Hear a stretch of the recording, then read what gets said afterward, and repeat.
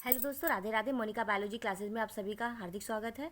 कैसे हैं आप सब दोस्तों? चलिए आज हम बात करते हैं निषेचन की कि निषेचन क्या होता है। हम आपको इस समय चैप्टर 3 मानव जनन पढ़ा रहे हैं। मानव जनन में क्या होता है, हमने आपको गैमेटोजेनेसिस बताई है कि युग्मक जनन क्या होता है, नर युग्मक मादा युग्मक कैसे जुड़ते हैं। ठीक, चलिए आज हम बात करते हैं निषेचन की कि निषेचन क्या होता है। ठीक है, आपको इससे पहले भी मैंने चैप्टर में निषेचन बताया है। निषेचन जो किसी का भी हो, चाहे पेड़ पौधों में हो या फिर मानव में हो या किसी भी जीव जंतु में हो, नर और मादा युग्मक जिसमें भी लैंगिक जनन होगा। लैंगिक मतलब जिसमें दो विपरीत लक्षण वाले होते हैं, यानी दो विपरीत युग्मक होते हैं, जैसे कि नर है मादा है। जब दोनों अलग अलग वाले जब आपस में जुड़ते हैं तो इसे हम लैंगिक जनन कहेंगे। लैंगिक जनन के लिए हमें नर और मादा दोनों चाहिए होते हैं। ठीक है, तो मानव में क्या होता है, लैंगिक जनन होता है, नर भी होता है, उसमें मादा भी होता है, नर युग्मक बनता है, मादा युग्मक बनता है। ठीक, तो आज हम बात करेंगे निषेचन क्या होता है। निषेचन को बेटा हम इंग्लिश में कहते हैं फर्टिलाइजेशन। इस नाम को बार बार हम इसलिए बताते हैं इंग्लिश में क्योंकि पेपर में बहुत शुद्ध हिंदी होती है। आपको कभी नहीं समझ में आए तो पेपर में आप दोनों भाषा में पढ़िए, उसे समझिए कि क्या कह रहा है, वो क्या पूछ रहा है, तभी उसके बारे में आप लिखिएगा। ठीक है, देखिए निषेचन, निषेचन को कहते हैं फर्टिलाइजेशन। निषेचन मैंने पहले भी बताया कि निषेचन, जिसका निषेचन हो, निषेचन कौन करेगा, जब नर युग्मक और मादा युग्मक आपस में मिलेंगे तभी तो निषेचन होगा। और निषेचन के बाद क्या बनता है, जाइगोट बनता है। ठीक, तो क्या होता है, नर युग्मक और मादा युग्मक के जुड़ने को हम निषेचन कहते हैं। निषेचन के फलस्वरूप क्या बनता है, जाइगोट बनता है, यानी युग्मनज बनता है। युग्मनज ही वृद्धि करके भ्रूण बनाता है, भ्रूण से ही संतान बनती है। ठीक है, तो देखिए निषेचन क्या होता है। शुक्राणु तथा अंडाणु के, देखिए मानव में जो नर युग्मक बनता है उसे हम कहते हैं शुक्राणु, यानी कि स्पर्म। ठीक है, शुक्राणु जिसे हम स्पर्म कहते हैं, तथा अंडाणु यानी अंडा, अंडा बनता है।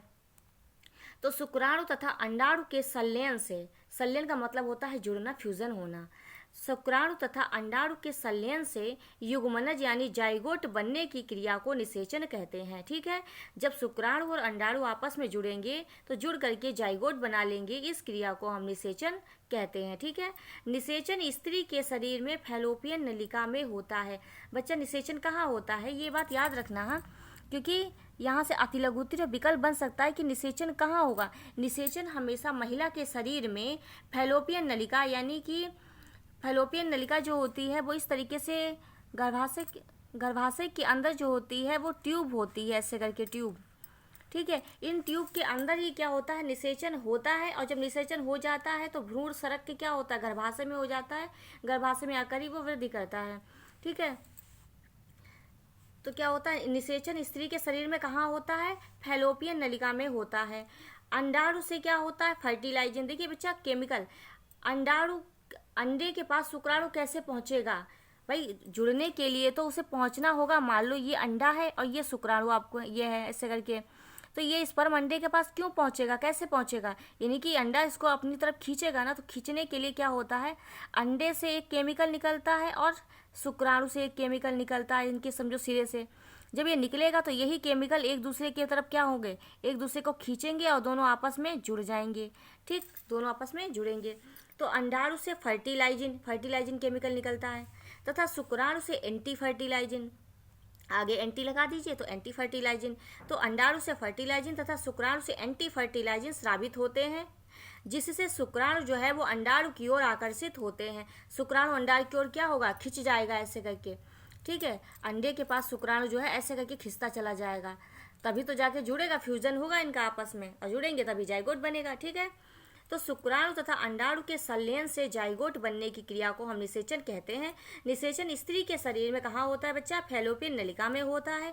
अंडाणु से फर्टिलाइजिन निकलता है तथा शुक्राणु से एंटी फर्टिलाइजिन स्रावित होते हैं, जिससे शुक्राणु जो है वो अंडाणु की ओर आकर्षित हो जाए, वहां तक पहुंच जाए आकर्षित होकर।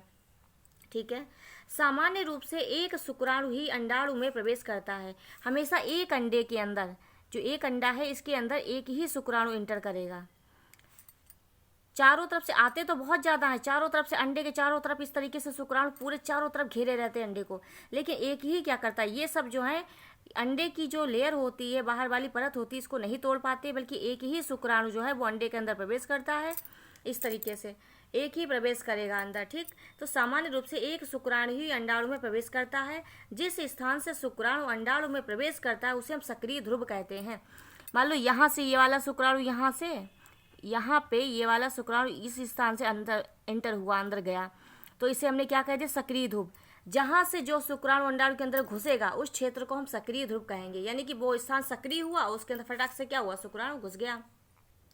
ठीक है, तो ये होता है बेटा निषेचन। निषेचन में हजारों लाखों की संख्या में स्पर्म जाते हैं, लेकिन एक ही स्पर्म एक अंडे से जुड़ता है। सिर्फ क्या जुड़ेगा, एक ही शुक्राणु जुड़ेगा, बाकी सब नष्ट हो जाते हैं, खत्म हो जाते हैं। ठीक है, तो समझ में आ गया निषेचन। एक बार फिर देख लीजिए, शुक्राणु तथा अंडाणु के संलयन से जाइगोट बनने की क्रिया को हम निषेचन कहते हैं।